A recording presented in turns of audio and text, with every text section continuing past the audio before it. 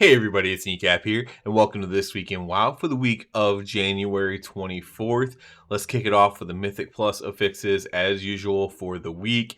This week we have Fortified, Bolstering, Storming, and Thundering. Again, that's Fortified, Bolstering, Storming, and Thundering. Fortified Bolstering, never a good look. However, it is worth mentioning Bolstering did get nerfed pretty heavily during Shadowlands. Now the bolstering effect wears off pretty quickly overall. So at least if you do bolster some giant enemy, you can at least kite it or something until it runs off and then finish it off. So it's not too huge of a deal. I think there'll be some interesting things in like Azure Vault, especially I see a lot of people pulling like that last bit with all the frogs, just chain pulling everything into each other. That could be a little bit weird with bolstering. You might have some giant frog or something hopping around, which could be a bit annoying. So we'll see how that goes as far as how these dungeons work. But yeah, always a little bit off kilter with fortified bolstering, even though it is the nerfed version. Let's go ahead and talk about what's going on in game this week. This is, of course, patch week, and we'll talk about that more extensively. But let's start with the smaller things first. We have the Lunar Festival starting up. Supposedly there will be elders in Dragon Isles, so you just head to those. You get your coins or whatever. I can't remember exactly how to do this festival, but yeah, there's some stuff to do. Now they are going to be doing holiday updates. I don't think this is updated. Maybe it is though. They're adding the elders or whatever, so maybe they added some updates to the festival as well. That's what I want to see happen. More updates, more toys, more just stuff to do. Even quest lines. You can mix in a lore quest if it fit in there, right? Lunar Festival, that kind of fits in with Aloon, the stuff that's going on in Ardenweld and stuff like that as far as the storyline goes. So maybe you just sprinkle in a bit of the lore even in the quest line. That could be really cool for all the players who care about the quest line. They would totally, go do that during Lunar Festival. We also have Timewalking this week, and this is a big one because it's Legion Timewalking. Legion Timewalking, of course, you get to go do the normal Timewalking stuff, but we also have. It's also fitting that this is also the return of the Mage Tower. This during this patch, we have Legion Timewalking, and you can do your time worn keystones. So if there are any now, for some classes, it's a bit annoying specs or whatever. There could be some really good trinkets from the time worn keystones, and you go back and do those. That's always a thing. However, Court of Stars, for example, is already in the mix, right?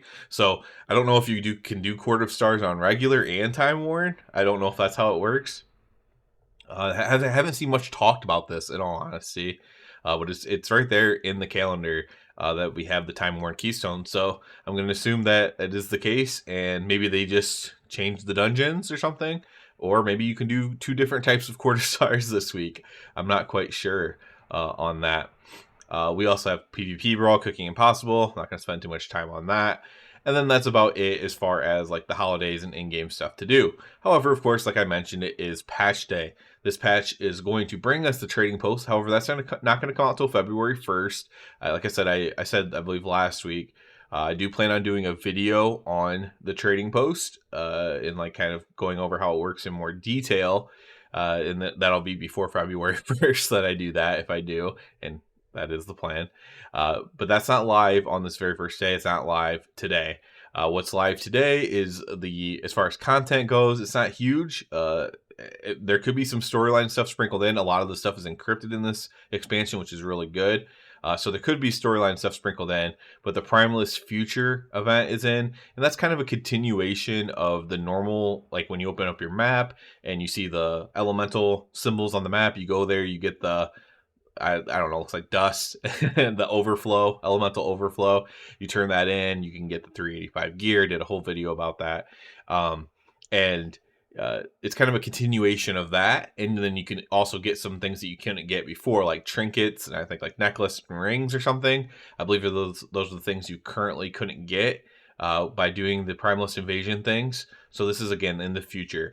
So you do need to go, and maybe I'll do a video on it if it's interesting, because I am at least going to check it out. But just as a real quick thing, you need to go to the portal to go to the future. So if you did the world boss or you did the quest for in the Bronze Dragon Shrine or whatever in Southeast Thaldraszus, there was a portal that you kept going through to go through time. Well, there's a portal there that takes you to the future. It lets you fight the world boss when that spawns there. And this is also going to allow you to do these primeless future events. It's kind of a way of like sharding yourself into the same zone but different. So it's kind of a cool way to do it. It's kind of like layering the zones. So it's actually kind of a neat way without having to design. I mean, obviously they did design it slightly different. It would probably be like different textures and stuff like that. But it was without having to design a whole new island or a whole new whatever. It's kind of allows you to use the same land mass, but with like different mobs and different stuff in it.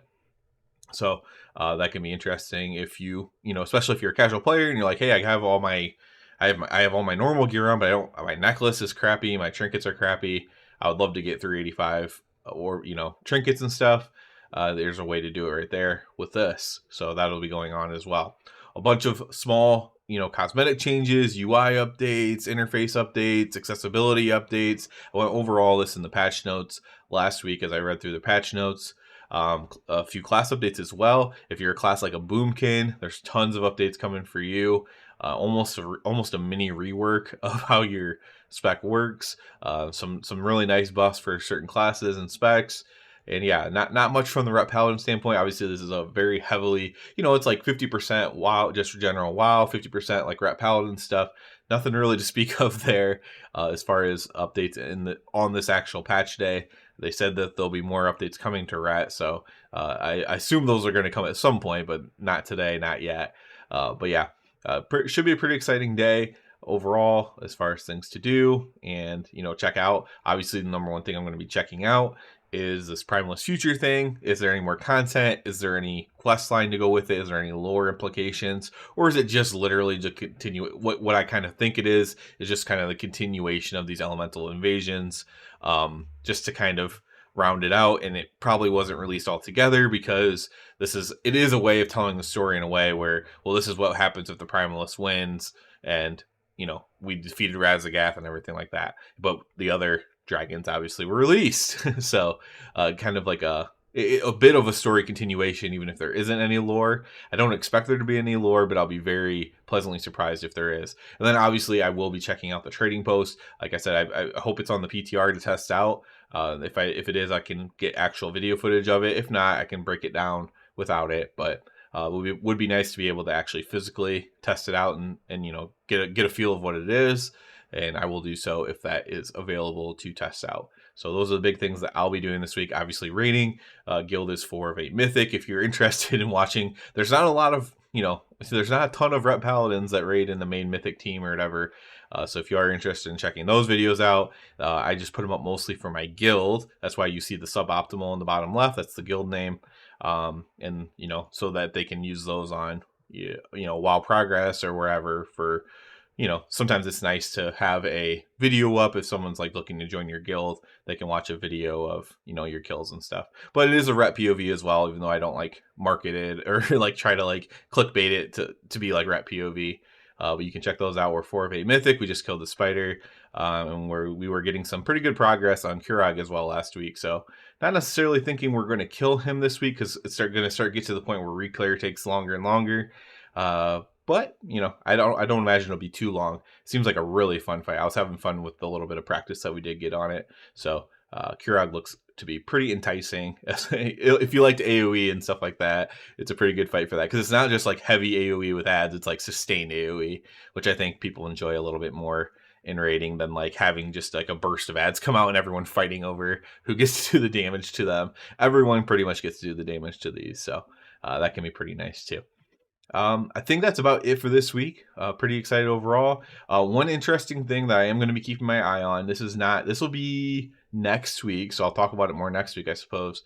But Blizzard has its earnings call coming up. There's been a lot of talk about WoW's numbers, WoW subscription numbers, theoretically, Dragonflight sales numbers, which are obviously probably lower, you would suspect, than Shadowlands because they didn't come out and talk about it, right? Normally they would try to brag about it if it was really, really good, and that did not happen. But I'll be interested to see that earnings call to kind of they won't release official numbers if they aren't good, but you'll get a general sense of where things are at with that. Now, I don't think it really matters as far as Dragonflight goes specifically, because I think everyone who's playing Dragonflight is generally enjoying it, or like 95% or 90% of people or whatever that are playing Dragonflight are enjoying Dragonflight. So I think it's like, oh, this is a good expansion. That's really the most important thing. Obviously, the harder thing is to get players to come back who left, but that overall that's going to take time. You'll hear other people say that as well. If you want to get people to come back who officially left the game, that will take time. And if everyone says that, oh, this expansion is going really good, maybe the boss in 10.1 looks really cool, then you have the opportunity of like the end boss of 10.1 of that raid looks cool. Then you have potentially some people coming back to try it out and stuff like that.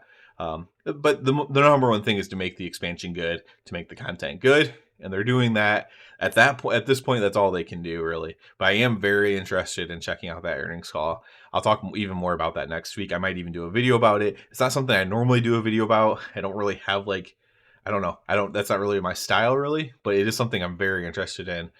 Just because I think the game itself is very healthy right now, but obviously the overall player numbers are down. I don't think it really reflects in the type of content that I do as far as like end game content. I think a lot of those players are still around because that's the only content that's been good consistently. I think a lot of it was casual players and, you know, people who just play for the story and just play for the questing and stuff like that. They got left behind, frankly, for at least, you know, for at least Shadowlands, if not more. So we'll be very interested to see that. I think that's slated for February 6th, I believe I read. So give more updates on that next week.